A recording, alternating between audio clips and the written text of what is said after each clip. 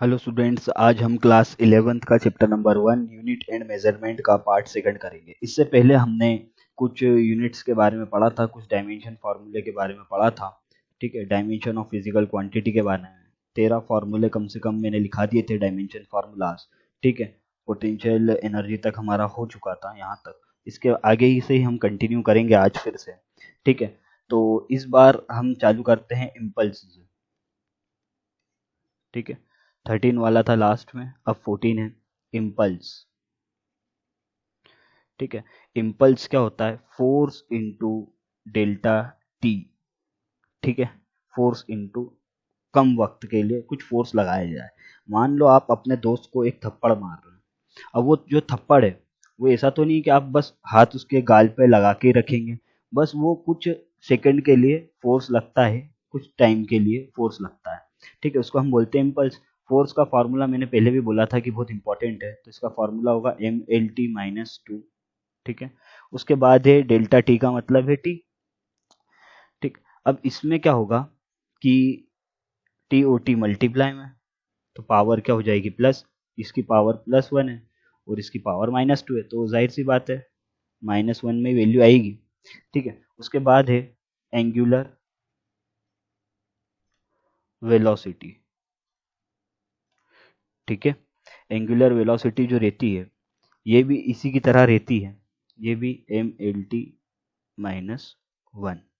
mlt-1 ही रहेगा। उसके बाद है 16th वाला फ्रीक्वेंसी। फ्रीक्वेंसी को 1/f 1/t भी लिखते हैं। ठीक है, 1/t टाइम का उल्टा लिख देंगे, तो जाहिर सी बात है अगर टाइम का उल्टा लिखा तो टाइम ऊपर जाएगा। ठीक है, टाइम ऊपर जाएगा तो ये m0 l0 और t की पावर -1 हो जाएगी। ठीक है, एंगुलर वेलोसिटी भी इस टाइप की होती है, यहाँ पे मिसिंग हो गया, यहाँ पे 0 आएगा। ठीक है, इसके बाद है, इसके बाद बात करेंगे हम स्ट्रेस के बारे में। बात कर लेते हैं कि स्ट्रेस क्या होता है। ठीक है, स्ट्रेस है force upon area. Particular area पे फोर्स लगाया जाए तो फोर्स का फॉर्मूला फिर mlt-2 होगा और एरिया का l⁻²। तो यहाँ पे mlt-2 इंटू l⁻² हो जाएगा।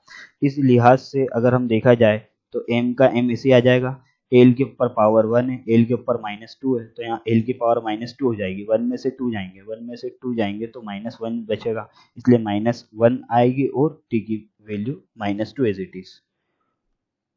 इसके बाद लास्ट वाली है तो बहुत सारी क्वांटिटी, 32 क्वांटिटी है, पर मैं आपको कम लिखा रहा हूँ। 18 जो है, 18th नंबर में हम लिख देते हैं प्रेशर। ठीक है, प्रेशर क्या होगा? फोर्स अपॉन एरिया होगा। फिर फोर्स के बारे में बात करें तो हम क्या होगा, mlt-2। ठीक है, और l⁻²। जैसे ऊपर करा था, स्ट्रेस और फोर्स एक ही क्वांटिटी रहती है इनकी। ठीक है, आप याद रखिएगा कि फोर्स और स्ट्रेस की एक ही क्वांटिटी रहती है, डायमेंशन फार्मूला एक ही रहता है, ml इनवर्स और t की पावर -2। अब बात करते हैं dimension of some constant. Constant के डायमेंशन निकालते हैं। सबसे पहले रिफ्रैक्टिव इंडेक्स। रिफ्रैक्टिव इंडेक्स आपने क्लास 10th में ही पढ़ा है कि स्पीड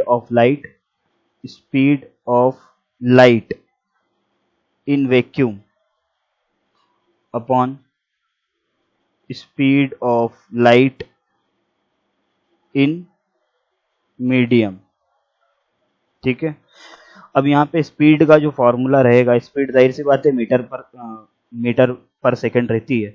मीटर का मतलब लेंथ, सेकंड का मतलब टाइम, और इधर भी लेंथ अपॉन टाइम। इसको कैंसल आउट कर देंगे तो कुछ भी नहीं बचेगा, m0 l0 और t की पावर भी 0। मतलब ये डायमेंशन लेस क्वांटिटी हो गई है। जब भी कोई सी भी यूनिट 0 0 0 आ जाए, m भी 0 l भी 0, मास लेंथ और टाइम 0 आ जाए, वो डायमेंशन लेस क्वांटिटी रहेगी। उसके बाद यूनिवर्सल ग्रेविटेशनल कांस्टेंट की value, formula F = G m1 m2 upon r square. ठीक है, हमें g की वैल्यू निकालना है तो हम क्या करेंगे, r स्क्वायर इधर डिवाइड का उधर जाके मल्टीप्लाई हो जाएगा, मतलब कुछ ऐसा F r स्क्वायर, और m1 m2 इधर मल्टीप्लाई में तो उधर जाके क्या हो जाएंगे, डिवाइड के। ठीक है, कुछ ऐसी वैल्यू नजर आएगी आपको। इसके बाद है ये वैल्यू के बाद एक बार और मैं लिख रहा हूँ, F r स्क्वायर और m1 इंटू m2 है। ठीक है, तो फोर्स का फॉर्मूला तो आपको मालूम ही है कि mlt-2 रहता है और रेडियस एक तरीके की लेंथ है, जिसकी पावर 2 दे रखी, तो एल की पावर 2, m1 कितना हो जाएगा, m इंटू एम, एक m से एक m को उड़ा दीजिए, ये m ऊपर जाएगा, ये ऊपर जाएगा तो क्या हो जाएगा, -1 हो जाएगा। एल की पावर यहाँ पे +1 है, ठीक है, और यहाँ भी +2 है, बीच में मल्टीप्लाई का साइन है, तो क्या हो जाएगा, एल की पावर 1 इंटू एल की पावर 2, एल की पावर 3 हो जाएगी, ठीक है, और टी की पावर -2 हो जाएगी। ये हमारा जी का डायमेंशन फॉर्मूला आ जाएगा। किसका आ जाएगा, जी का। इसके बाद अब हम बात करेंगे driving the relation between physical quantity using dimensional analysis. कुछ डायमेंशन एनालिसिस करेंगे, कुछ ऐसे क्वेश्चन एग्जाम में आते हैं। जैसे मान लीजिए force on a particle depend on, force जो रहेगा पार्टिकल का डिपेंड करेगा किस पे, मास पे और उसके एक्सेलरेशन पे। इससे हमें फोर्स का फॉर्मूला डायमेंशनली निकालना है, ठीक है, ड्राइव करना है। तो सबसे पहले सॉल्यूशन बड़े ही इत्मीनान से देखिएगा, लेट मानेंगे जो फोर्स है, क्योंकि हमें क्वेश्चन में दे रखा था फोर्स, इसका ए वाले पॉइंट में क्या दे रखा था, मास, तो फोर्स जो डायरेक्टली प्रोपोर्शनल रहेगा मास के, ठीक है, मास के ऊपर एक यूनिट लगा देंगे x, उसके बाद है फोर्स जो रहेगा डायरेक्टली प्रोपोर्शनल रहेगा a के, यानी एक्सेलरेशन के, ठीक है, इसके ऊपर यूनिट लगा देंगे y।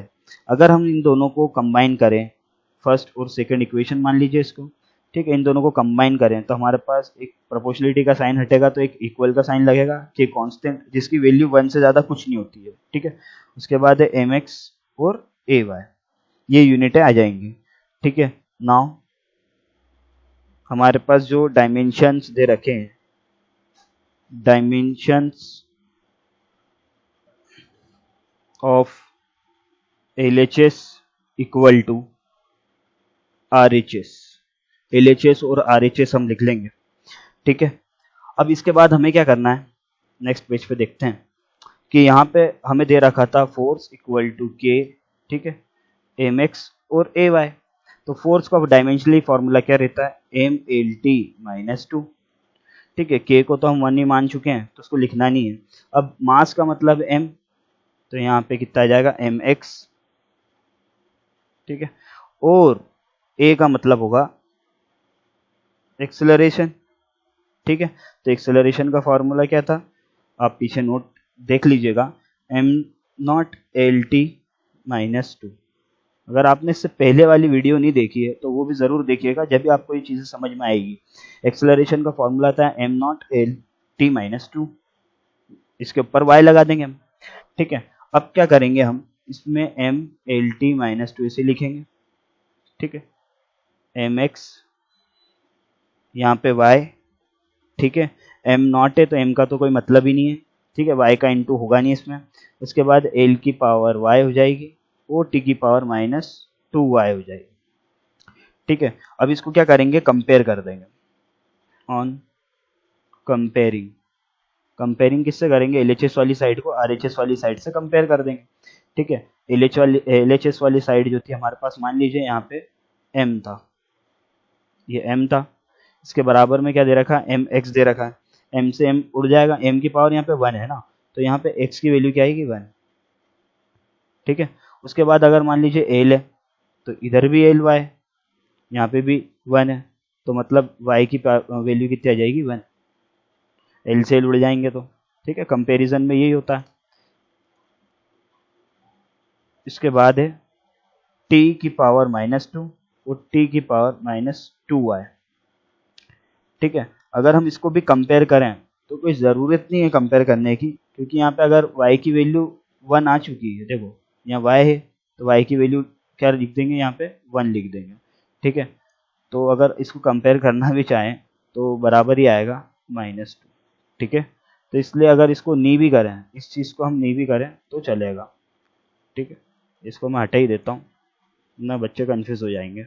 इसके बाद है, इतना कर लेने के बाद यहाँ लिखेंगे 100, ठीक है, mLT-2, जो क्वेश्चन में सबसे ऊपर के जानिब हमें दे रखा था हम उसको ही देखेंगे, मतलब यहाँ पर, ठीक है, यहाँ पे लिखेंगे m, ठीक है, x की जगह पे क्या आ जाएगा 1, और यहाँ पे लिखेंगे l टी-2, अगर m 0 भी रहेगा तो चलेगा, ठीक है, नहीं भी लिखेंगे तो चलेगा, और यहाँ पे भी 1 आएगा। इसका मतलब है m LT-2 बराबर रहेगा m LT-2 का। ये हमारी वैल्यू बराबर आ गई, ठीक है। इसका मतलब है so f equal to k m1a1 और देन k इक्वल टू 1। हमें क्वेश्चन में हमने क्या देखा था, f इक्वल टू mx और एक ay, तो हमको यहाँ लिखना f equal to k mx की जगह पे m1 और ay की जगह पे a1, then k equal to 1, therefore f equal to m1 a1, ठीक है। ये हमें वैल्यू निकालनी थी कि m की पावर भी 1 और a की वैल्यू भी क्या आएगी, 1 आएगी। इसको आप एक और बार ट्राई करिएगा, देखने से ज़्यादा आप अगर इसको समझ के करेंगे, वीडियो पॉज कर करके देखिएगा, समझिएगा, तो आपको ज़्यादा समझ में आएगा। चलिए क्वेश्चन नंबर 2 करते हैं। Time period of simple pendulum depends upon length of pendulum, mass of bob m, उसके बाद acceleration due to gravity. Find the expression of T, T का एक्सप्रेशन निकालना है। सबसे पहले हमें क्या करना रहेगा, सॉल्यूशन में हियर लिखेंगे टी प्रोपोर्शन रहेगा एल के, जिसको हम एक्स मान लेंगे, ठीक है। ओ टी जो रहेगा प्रोपोर्शन रहेगा एम के, जिसको हम वाई मान लेंगे मास के, और जो टी प्रोपोर्शन रहेगा acceleration due to gravity G के, तो हम यहाँ लिख देंगे जी, जिसको हम जेड मान लेंगे। इसका मतलब हमारे पास फॉर्मूला आएगा टी इक्वल टू के कॉन्स्टेंट, प्रोपोर्शनलिटी का साइन हटेगा तो के लग जाएगा, एल एक्स एम वाई और जी जेड, ठीक है। अब यहाँ पर आपको याद रखना है वेयर जो टी है वो टाइम है, ठीक है। उसके बाद एल जो है वो क्या हमारे पास लेंथ है, तो जिसको हम एल से शो करते हैं डायमेंशन फार्मूले में, और एम क्या है मास, जिसको हम एम से स्क्वायर ब्रैकेट से शो करते हैं, और जी जो है ग्रेविटी है, तो एक्सेलरेशन ड्यू टू ग्रेविटी है तो मीटर पर सेकेंड स्क्वायर, तो इसका मतलब है मीटर का मतलब लेंथ और स्क्वायर, इसका मतलब है t-2। अगर हम बात करें और सो अगर ये t है तो यहाँ पे क्या, ये जो यूनिट है इसको देखेंगे, ठीक है, t है, उसके बाद यहाँ पे k आ रहा है तो k तो 1 है, l की जगह पे हम क्या लिख देंगे, l ही लिख देंगे यहाँ पे, ठीक है, lx। उसके बाद है और m की जगह पे m y और g की जगह पे आएगा LT-2 की पावर z। अब यहाँ पे t है तो मतलब m भी 0 रहेगा, l भी 0 रहेगा, t 1 रहेगा, ठीक है। अब यहाँ पे lx रहेगा, यहाँ पर my रहेगा, और यहाँ पे lz, ठीक है, lz और t-2z रहेगा, ठीक है। इतना समझ में आ गया होगा आपको बच्चा पार्टी। उसके बाद अब क्या करेंगे, ऑन कंपेयरिंग, फिर कंपेयरिंग करना चालू करेंगे। उधर ही मैं कंपेयर करा देता हूँ साइड में क्वेश्चन बना के, थोड़ी आसानी हो जाएगी, ठीक है। कंपेयरिंग क्या करेंगे हम इसमें, सबसे पहले ऑन कंपेयरिंग लिखेंगे। अब यहाँ पे m है, ठीक है, इधर भी m है, पर कंपेयरिंग से पहले आपको एक बात ध्यान रखनी है कि इसको सॉल्व कर लेना हो, ठीक है। इसको एक बार और सॉल्व कर लेते हैं अपन, आसानी रहेगी। यहाँ पे m0 l0 t की पावर -1 रहेगा, ठीक है, ये भी l है, ये भी l है, l एक बार पावर प्लस हो जाएगी। उसके बाद यहाँ पे my और यहाँ पे t-2z हो जाएगा, ठीक है। सबसे पहले हम m को कंपेयर करते हैं, तो यहाँ पे एक बार और ये जो पूरी यूनिट है मैं इसको लिख लेता हूँ, पूरी जो हमारी यूनिट आ रही है इसको इधर में लिख लेता हूँ जिससे थोड़ी आसानी हो जाएगी। इसको मैंने जमा भी दिया है एम वाई के तरीके से, एम एल और टी, ठीक है। ऑन कंपेयरिंग करेंगे तो यहाँ पे लिख रहा हूँ ऑन कंपेयरिंग m0 और यहाँ पे आएगा my, तो मतलब y की वैल्यू तो 0 आ जाएगी, ठीक है। अब इसके पहले यहाँ पे l 0 दे रखा है और l की वैल्यू है x प्लस z, क्योंकि हमें x और z में दोनों की किसी की वैल्यू मालूम नहीं है तो हम वैल्यू फाइंड नहीं कर सकते, इसलिए हम क्या करेंगे, पहले t की तरफ चलते हैं, t1 और यहाँ पे t-2z, t-2z, t से t को उड़ा देंगे, क्या बचेगा -2z। अब यहाँ पे आएगा -1/2z, z की वैल्यू आ जाएगी, इसका मतलब है यहाँ पे आएगा lx ये जो आपको z दिखाई दे रहा है इसकी जगह पे -1/2 लगा देंगे। ठीक है, यहाँ पे -1/2 आ जाएगा। इसके बाद क्या करेंगे, l से l उड़ जाएगा, मतलब 0 बचेगा, x -1/2, -1/2 उधर जाके क्या हो जाएगा बेटा, +1/2 हो जाएगा। इसका मतलब है सो t इक्वल टू जो हमारे पीछे यूनिट थी, ठीक है, एल एक्स एम, जो एल एक्स एम वाई और जी जेड था, तो यहाँ पे आएगा के। ठीक है, एल एक्स की जगह पे 1/2, एम की जगह पे हमारे पास आएगा वाई के ऊपर 0 और जी जेड था तो -1/2 आएगा। ये यूनिट आ जाएगी हमारे पास। इसके बाद हम क्या करेंगे, टी इक्वल टू के से ही रहने देंगे। ठीक है, एम तो 0 लिखने की ज़रूरत है नहीं, एल 1/2 है। इसको माइनस की पावर को नीचे ले जाएंगे तो ये पावर प्लस की हो जाएगी। ठीक है, इसके बाद है क्योंकि दोनों पे क्या है 1/2 है, तो बेटा याद रखिएगा जब भी 1/2 आए किसी भी नंबर पे तो उस पर हम 1/2 हटा देंगे और उसके ऊपर रूट लगा देंगे। ठीक है, अब ये ऐसा नहीं हो रहा है इस तरीके से कि मान लीजिए यहाँ पे स्क्वायर है और इधर यहाँ दे रखा है 1/2, तो हम ऐसे भी 1/2 पे रूट लगा सकते हैं। ठीक है, पर यहाँ पे मान लीजिए एक नंबर है, मान लो t की पावर 1/2 है। ठीक है, अब आइट साइड को ऐसा नंबर ही नहीं दे रखा है, इधर स्क्वायर वाला नंबर है ही नहीं, तो इधर स्क्वायर वाला नंबर होता तो उधर जाके रूट बनता है। ठीक है, पर आपको क्या करना है, 1/2 जहाँ भी दिखे तो आप उसको समझ लेना ये रूट के अंदर लिख सकते हैं, आ सकता है। ठीक है, तो वैसे ही हमने भी इधर पीछे की तरफ इसी करा है यहाँ पे कि 1/2 है एल की पावर, तो उस पर रूट लगा दिया, जी के ऊपर भी 1/2 है तो दोनों के ऊपर सिंगल रूट लगा दिया। आज के लिए बस यही करना है हमें, आप इसकी प्रैक्टिस करिएगा। और अगर आपकी इसको पीडीएफ चाहिए तो कमेंट बॉक्स में हम कमेंट कर दीजिएगा, मैं पीडीएफ की लिंक शेयर डिस्क्रिप्शन में कर दूंगा। Thank you.